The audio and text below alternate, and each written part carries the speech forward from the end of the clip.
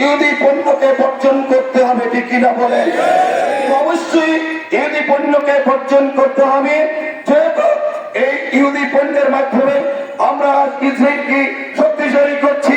তারা হাজার হাজার বিলিয়ন কোটি ডলার আপনার তারা কি করেছেন এই মুসলমানদের এই রাষ্ট্রগুলি থেকে নিয়ে তারপরে আজকের মুসলমান নিধন করছেন। এটা কোনো যুদ্ধ নয়, এটা একটা জাতি নিধন, ঠিক কিনা বলেন? এমন কোন অধিকার কাউকে দেওয়া হয়নি অনর্থক একটি দেশের উপরে নির্যাতন নিপীড়ন করবেন। আবার আমেরিকার প্রেসিডেন্ট ট্রাম্প বলেছেন আপনার গাঁজাকে পরিষ্কার করে দেওয়ার জন্য গাঁজা তুই আমেরিকার বামের টাকা কিনা, ঠিক কিনা বলে? এবং প্যালেস্টাইনের জায়গা আমেরিকার প্রেসিডেন্টের বাবার অর্থে কেনা নয়, তাদের কোন পৈতৃক সম্পত্তি নেই, এটা মুসলমানদের পৈতৃক সম্পত্তি। এখানে হাজারো নবী আলাইহিস সালামের জন্মভূমি সেই আল-আকসা, আজকের সেই আল-আকসার পবিত্রতা নষ্ট করছে। যে আকসা আমাদের প্রথম কিবলা ছিল, কিন্তু দুঃখের বিষয় সত্য আজ 200 কোটি মুসলমান যদি সোচ্চার হতো, একটু যদি সরব হতো, একটু আওয়াজ তুলত, তারা যদি 5-6টা গোলাম না হতো, তারা যদি আজ ইহুদি এবং খ্রিস্টানদের গোলামের চিনচির যদি না পড়ত, তাহলে এই ইসরায়েল নামক ছোট্ট একটি বিস্ফোরণ, এই বিস্ফোরণটি অনেক আগে আরো 50 বছর আগে পৃথিবীর মানচিত্র থেকে মুছে যেত, ঠিক কিনা বলে? আর সারা দুনিয়া সোচ্চার হয়েছে, আমরাও সোচ্চার হয়েছি। আগামীকাল সন্ধ্যা বরিশালে এই জমিয়তে বললাম প্রতিবাদ সভা আছে এবং ঢাকায় কালকে আপনার ইতিহাস সৃষ্টি হবে। চট্টগ্রাম হয়তো 10-20-50 লাখের উপরে সমাগম হবে। আপনার কালকে 14 তারিখ থেকে কালকের সমাগম হবে। তারা শাহবাগ থেকে শুরু করে আপনার সেখানে বিশাল গণমিছিল করবেন, সারা বিশ্বকে জানিয়ে দিবে বাংলাদেশের মুসলমানেরা নিশ্চুপ থাকতে পারে না। এটা আমাদের আপনাদের ইমানের দাবি, একটি আওয়াজ তোলা, একটি স্লোগান দেওয়া, একটি তাকবীর দেওয়া, এটা হচ্ছে মুসলমানের সবচেয়ে বড় ইমানের দাবি।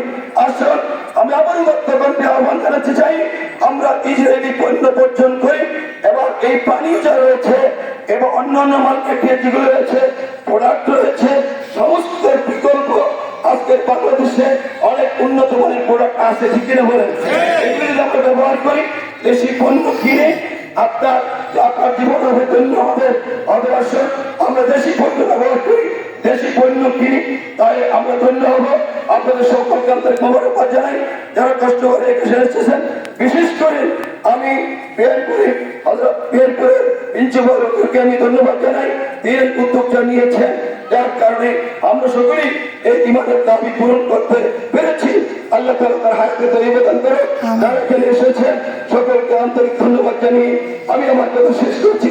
নারায়ে তাকবীর, তাকবীর, বর্জন করো, বর্জন করো, বর্জন করো, আমার ভাই হত্যা কেন? জাতিসংঘ জবাব চাই, জাতিসংঘ জবাব চাই, আমার ভাই হলো কেন? মুসলমান হত্যা কেন? জাতিসংঘ জবাব চাই, আমার ভাই হলো কেন? মুসলিম, মুসলিম, একটা কথা জানিয়ে দিতে চাই, ওরা জানি ইমাম মাহদী আলাইহিস সালাম আসবে এবং তিনি এই আল-আকসা থেকে তার আন্দোলন শুরু করবে, এটা জানি না। এইটা জানার কারণেই আর আকসাকে পরিষ্কার করছে, দাদা পরিষ্কার করতে যাচ্ছে, রাফা পরিষ্কার করতে যাচ্ছে। পৃথিবীর কোন ষড়যন্ত্র কাজ হবে না, ঠিক কিনা?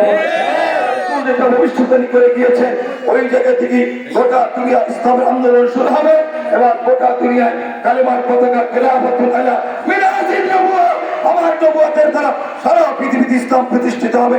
সকলকে আন্তরিক ধন্যবাদ জানাই। আসসালামু আলাইকুম ওয়া রাহমাতুল্লাহি ওয়া বারাকাতুহু। ধন্যবাদ বরিশাল জেলার সেক্রেটারি মহোদয় জামাত ইসলামী। আমরা বর্জনের পাশাপাশি নামাজ পড়ে দোয়াও করে ফরজ নামাজের পর দোয়া কবুল হয়। একটা দোয়া আছে আমাদের দরুদ সাইফুল্লাহ, আল্লাহুম্মা সাল্লি আলা সাইয়্যিদিনা মুহাম্মাদিন সাইয়্যিদিল ফাতিহা আলাইহি ওয়াসাল্লাম। সকলে পড়বো এই ফিলিস্তিনের উদ্দেশ্যে, আল্লাহ কবুল করতে পারে। এখন আমাদের সামনে আজকে এই বিক্ষোভ মিছিলের যিনি উদ্যোক্তা এবং আমাদের এই অঞ্চলের বাবাও বিভিন্ন দুর্যোগকালীন সময় এরকম ঝাঁপিয়ে পড়েছেন, তিনি এইভাবে ঝাঁপিয়ে পড়তেছেন আমাদের এবং বাকি অঞ্চল উপজেলা জমিয়ত হিজবুল্লাহর সম্মানিত সহসভাপতি বেয়ার হোসাইনিয়া ফাজিল মাদ্রাসার সম্মানিত অধ্যক্ষ মানব মোহাম্মদ আনসারী সাহেব, মানব মোহাম্মদ মহাজম হোসেন আনসারী সাহেব, আমি তাদেরকে মূল্যবান বক্তব্য রাখার জন্য অনুরোধ করছি। আলহামদুলিল্লাহ ওয়াহদা والصلاة والسلام على من لا نبي بعده أيها الإخوان المسلمون أنتم تعلمون أن اليهوديين الغاصبين أن اليهوديين الظالمين ليست لهم مساكن معينة وليست لهم منازل معينة وأعطاهم المسلمون المأوى لهم للبقاء المأوى لهم للسكنى المأوى لهم للمعيشة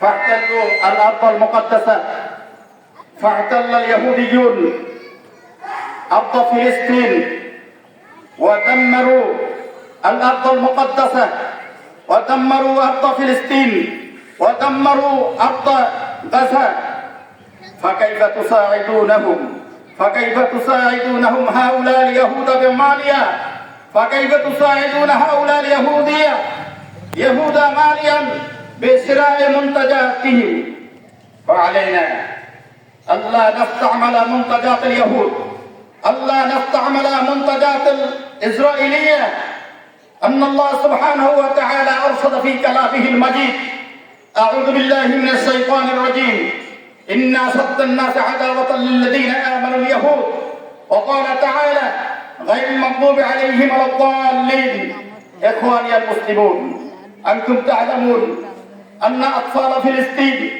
أن نساء فلسطين أن بلدان فلسطين لا يستطيعون النوم فكيف تستطيعون فكيف تنامون أنهم لا يستطيعون الاستراحة فكيف تستريحون أنهم لا يجدون الأكل والطعام فكيف تأكلون فكيف تشربون إخواني المسلمون علينا نقسم بالله من هذا اليوم فصاعدا ألا نشتري منتجات اليهود ألا نشتري منتجات الإسرائيلية أخيرا أقول لكم اتركوا فتقولون منتجات الإسرائيلية اتركوا منتجات الهندية اتركوا منتجات الأمريكية السلام عليكم ورحمة الله وبركاته নারে তাকবীর আল্লাহু আকবার নারে তাকবীর আল্লাহু আকবার শুনুন আমি আরবিতে কিছু কথা বলেছি আমি এর ব্যাখ্যা এখন বাংলায় দিচ্ছি যেহেতু আমাদের এই আলোচনা যারা মনে করেছেন বাংলা বাজারের উদ্যোগে আজকের এই প্রতিবাদ সভা এবং বিক্ষোভ মিছিল এটি শুধু বাংলা বাজারের মুসলমানদের কথা বাংলা বাজারের মুসলমানদের অভিব্যক্তি তা কিন্তু নয় আজকে আমরা যেটা বলেছি সেটি 200 কোটি মুসলমানের মনের কথা এখানে ব্যক্ত করতেছে কি বলেন ঠিক কিনা ইহুদিরা কোন জায়গা ছিল না সেকেন্ড ওয়ার্ল্ড ওয়ার দ্বিতীয় বিশ্বযুদ্ধ 1945 সালে হয়েছিল সারা বিশ্বের 60 কোটি ইহুদিকে মেরেছিল হিটলারের দেশ জার্মানিতে ইহুদিদেরকে ঠাঁই দেয় নাই আমেরিকা ঠাঁই দেয় নাই যুক্তরাষ্ট্র ঠাঁই দেয় নাই মুসলমানদের মনে হৃদয়ে দয়া আছে মায়া আছে রহমাতুল্লিল আলামিনের উম্মত মুসলমান ইহুদি রাস্তায় রাস্তায় থাকবে সেটা সহ্য করতে পারে নাই তাদেরকে আশ্রয় দিয়েছিল 1948 সালে সেই 48 সাল থেকে তারা যখন আশ্রয় পেল বর্বর পৈশাচিক কুলাঙ্গার ইহুদি জাতি নিয়ামতের শুকরিয়া আল্লাহর আদায় করতে পারে নাই অসংখ্য অগণিত হাজার হাজার নবী রাসূলদেরকে তারা জড়ো করেছে হাজার হাজার নবী রাসূলদেরকে তারা হত্যা করেছে বারবার তারা আল্লাহ রাব্বুল আলামিনের নাফরমানি করেছে সেই ইহুদি বর্বর জাতি তারা কি করে মুসলমানদের অবদানকে মনে রাখবে আশ্রয় পাওয়ার পরে মুসলমানদের সম্পূর্ণ অবদানকে ভুলে গিয়ে মুসলমানদের তাদের নিজস্ব ভূমি ফিলিস্তিন থেকে বের করে দিল গাজার থেকে বের করে দিল, ঘরে তাদের থাকতে দিল না। উদাহরণটা এমন, কোন ভণ্ড প্রতারক গুন্ডা বাহিনী আপনার ঘরের সামনে এসে আশ্রয় চাইল আর বলল আমি আপনার জন্য একজন ভদ্র মেহমান। আপনি রাত্রিবেলায় তাকে থাকার জন্য আশ্রয় দিলেন। ঘরের ভেতরে ঢোকার পরে অস্ত্র ঠেকিয়ে আপনাকে জিম্মি করে আপনার সম্পদ সব লুণ্ঠন করে আপনাকে যখন ঘর থেকে তাড়িয়ে দিল, বাইরে এসে আপনি যখন বললেন আমার ঘর আমি ফেরত চাই, বিশ্ব মিডিয়া, একচোখা মিডিয়া, কোথায় আজকে হিউম্যান রাইটস, কোথায় আজকে ইউএন জাতিসংঘের মানবাধিকার সংস্থা? তারা একদম চুপচাপ। এখন তারা বলে ফিলিস্তিনিরা যখন নিজেদের দেশে নির্বাসিত, নিজেদের দেশে নির্যাতিত, অত্যাচারিত, যখন তারা তাদের জমিতে ফেরত চাইল, তাদের ঘর বাড়ি ফেরত চাইল, বলা হলো হামাস জঙ্গি, ফিলিস্তিনিরা জঙ্গি। এই নাটক আর কতদিন চলবে? এই নাটক করতে করতে যারাই তোমাদেরকে আশ্রয় দিল, সেই 1948 সাল থেকে আরম্ভ করে ফিলিস্তিনকে দখল করে রেখেছ। 67 সাল থেকে মুসলমানদের দ্বিতীয় কিবলা বাইতুল মুকাদ্দাসকে তোমরা আটকে রেখেছ। মুসলমানদের পবিত্র একটি মাস রমজান মাসে যখন পৃথিবীর মুসলিমরা সিয়াম সাধনায় মত্ত ছিল, সিয়াম সাধনায় যখন রত ছিল, যুদ্ধবিরতি চলছিল, জাতিসংঘের নির্দেশে যুদ্ধবিরতি, যুদ্ধ করা যাবে না, মুসলমানরা পিছন থেকে কখনো আক্রমণ করে নাই। এই বর্বর ইহুদি জাতি যুদ্ধ চলা বিরতিকালীন যুদ্ধ যখন চলবে না, তখন এই গাজার উপরে যে বর্বরচিত হামলা করেছে, হাজার হাজার মুসলিম নরনারী, ছোট্ট শিশু দেওয়ালের নিচে চাপা পড়ে আছে। ওই শিশু জানে না তার মা কোথায়। ওই শিশু তখন বলে আমার মা, বলে আমার উম্মি, আমার আবি। মা দুনিয়ায় তার নাই, বাবা তার দুনিয়ায় নাই। সাংবাদিকরা গিয়ে ছোট্ট ছোট্ট শিশুর কাছে জিজ্ঞেস করে, শিশু তো বোঝে না, শিশু মনে করছে সাংবাদিক বোধহয় অভুক্ত, নিজের খাবার মৃত্যুর সাথে পাঞ্জা লড়ছে, মারা যাবে, তৃষ্ণায় ছটফট করছে, হাতের মধ্যে একটা রুটি। ওই ছোট্ট শিশু ওই রুটিটাকে সাংবাদিককে দেয় আর মনে করে যে সাংবাদিক বোধহয় আমার মতো না খাওয়া। ওই শিশুগুলো তো নবী রাসূলদের উত্তরসূরি। ফিলিস্তিন তো নবী রাসূলদের রক্তে জর্জরিত। ওখানে মুসলমানদের ঈমান আছে, তারা জীবন দিবে, কিন্তু কখনোই তারা ঈমান বিক্রি করবে না। ঠিক আছে? এক শিশু বাচ্চা তার আত্মী জানিয়েছে, সাংবাদিক লিখে দিয়েছে। আপনারা অবশ্যই যারা ইলেকট্রনিক্স প্রিন্ট মিডিয়ার সাথে সংশ্লিষ্ট দেখেছেন, ছোট্ট বাচ্চা লিখে গেছে, আমাদের তো দুনিয়ায় আর কোনো জায়গা নেই, আমরা তো মারা যাব, তবে ভালোই হবে, শুনেছি জান্নাতে গেলে খাবার পাওয়া যাবে। ও আমার ভাইরা, আমার আল্লাহ রাব্বুল আলামিন কোরআনে ঘোষণা দিয়েছেন, তোমাদের সুস্পষ্ট বড় শত্রু হলো ইহুদিরা। ইন্না সাত্তান্নাস আদাওয়াতাল লিল্লাযিনা আমানুল ইয়াহুদ। প্রতিদিন 32 বার আমাদেরকে আল্লাহ তাআলা শিক্ষা দেন।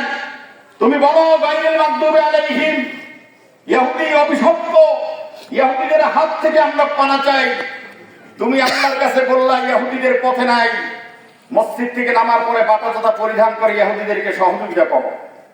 তুমি ফজরের নামাজ পড়তে যাবে, ক্লোজ-আপ দিয়া, পেপসোডেন্ট দিয়া, তুমি ইহুদিদের পণ্য দিয়া নিজের জীবন দৈনিক কার্যক্রম তুমি শুরু করো। তুমি প্রতারণা করছো। আজকে এই ইহুদিদেরকে আমরা বলতে চাই, তারা যখন গাজা আক্রমণ করেছিল, তারা শুধু গাজা আক্রমণ করে নাই, সারা পৃথিবীতে বসবাস করা 200 কোটি মুসলমানের বুকের উপর আঘাত করেছে। ঠিক কিনা? ওরা গাজা আগুন জ্বালায় নাই, সারা বিশ্বের 200 কোটি মুসলমানের হৃদয়ের মধ্যে আগুন ধরিয়ে দিয়েছে। জাতিসংঘকে বলতে চাই, বিশ্ব মোরালদেরকে বলতে চাই, হিউম্যান রাইটসকে বলতে চাই, সারা বিশ্বের মুসলমানদের মধ্যে যেই সুপ্ত আগুন আছে, এটাকে দাবানলে পরিণত করতে দিবেন না। মুসলমানদের এই আগুন যদি সক্ষম ভাবে আপনারা নির্বাপিত করতে না পারেন, এই মুসলমানদের আগুন এতটা ভয়ঙ্কর হবে, সেই আগুনে শুধু গাজা পড়বে, এই আগুনে শুধু ইসরায়েল পড়বে না, তোমার আমেরিকার বাস্তা পুরে সরকার হয়ে যাবে। কি বলেন ঠিক কিনা? আমরা সেখানে যুদ্ধে যাচ্ছি না, আমরা কোরআন এবং সুন্নাহর আলোকে যতটুকু বুঝতে পারি, এখানে বাংলাদেশ জামাত ইসলামী বরিশাল জেলা শাখার সম্মানিত সেক্রেটারি সাহেব আমাদের সামনে উপস্থিত আছেন। বিহারীপুর, পূর্ব মহেশপুর, হাসাননগর, রামনগর এলাকার বহু মাদ্রাসা, সম্মানিত শিক্ষক মন্ডলী, সাংবাদিক বন্ধুগণ, এলাকার গণ্যমান্য ব্যক্তিবর্গ, ঐতিহ্যধন্য বাংলা বাজারের বিশিষ্ট ব্যবসায়ীগণ, আপনারা যারা আছেন, আমি আপনাদের সামনে আল্লাহকে সাক্ষী রেখে বলতে পারি, আজকের থেকে আপনার জন্য নামাজ পড়ে যেমন ফরজ, আল্লাহর বিধানকে পালন করা যেমন সফরজ, মুসলমানদের বিরুদ্ধে যারা অবস্থান গ্রহণ করবে, সেটা ইসরায়েল হোক, আমেরিকা হোক, ভারত হোক, পাকিস্তান হোক, মুসলমানদের বিরুদ্ধে যারা অবস্থান গ্রহণ করবে, তাদের পণ্য হুঁশ থাকতে আমরা ব্যবহার করব। নারায়ে তাকবীর, উতরুকু উতরুকু, মুনতাজাতুল ইসরাইলিয়া, উতরুকু উতরুকু, মুনতাজাতুল ইসরাইলিয়া, boycott boycott, Israel is for boycott boycott, Israel is for নারায়ে তাকবীর। আল্লাহু আকবার।